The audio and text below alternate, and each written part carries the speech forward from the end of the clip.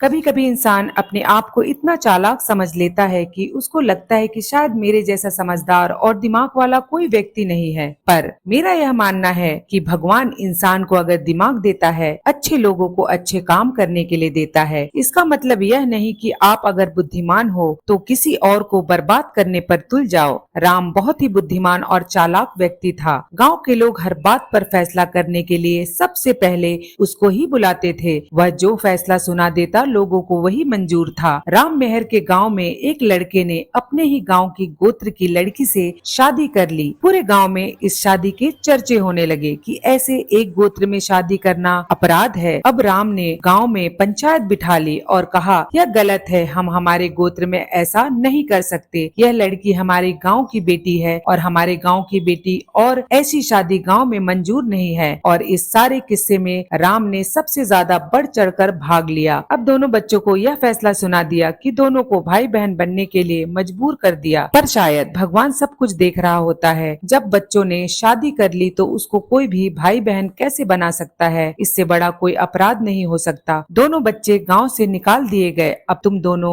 शादी करके इस गांव में नहीं रह सकते क्योंकि यह लड़की हमारी बेटी है और हम अपनी बेटी को अपने गांव की बहू बनाकर नहीं रख सकते। चलो जो भी हुआ, पंचायत का फैसला दोनों बच्चों ने माना और वह गांव छोड़कर कहीं और रहने लग गए। ऐसे करते करते समय बीत गया। कुछ साल बाद राम की बेटी जवान हुई और उसकी लड़की ने भी गोत्र सब कुछ भूलकर सिर्फ अपने प्यार को देखा और किसी की परवाह किए बगैर अपनी मर्जी से शादी कर ली। पूरे गांव में अब राम की बेटी के शादी के चर्चे थे कि जो राम पंचायत में इतना बोलता था, इनको बहन भाई बनाओ, उसकी बेटी ने उसकी आंखों के सामने यह सब कुछ फिर से दोहरा दिया। अब बेटी अपने ही गोत्र में शादी करके बैठ गई। राम अब किसी को मुंह दिखाने लायक नहीं था। आखिरकार यह बात उस लड़की तक भी पहुंच गई जिसको राम ने भाई बहन बनने के लिए मजबूर किया था। लड़की के मुंह से बस यही शब्द निकले कि भगवान के घर देर है लेकिन अंधेर नहीं। वह हर इंसान को उसके बुरे कर्मों का हिसाब किताब यही कर देता है। और आज मेरे को इंसाफ मिला है। जब राम ने गाँव में मेरे लिए पंचायत बिठाई थी तो मेरी आंखें ही नहीं, मेरी आत्मा भी रोई थी। शायद इसी बुरी हाय का नतीजा है कि राम के घर ऐसी बेटी पैदा हुई कि उसने पूरे समाज के सामने राम की इज्जत मिट्टी में मिला दी। इसलिए कुछ भी बोलने करने से पहले एक बार अपनी तरफ भी देख लो कि हो सकता है आने वाला टाइम में हमारी औलाद हमारे साथ पता नहीं क्या क्या कर दे। अरे भगवान हमें ही नीचा देखने के लिए मजबूर कर दे। कभी भी अपने आप को आप चाहें कितने भी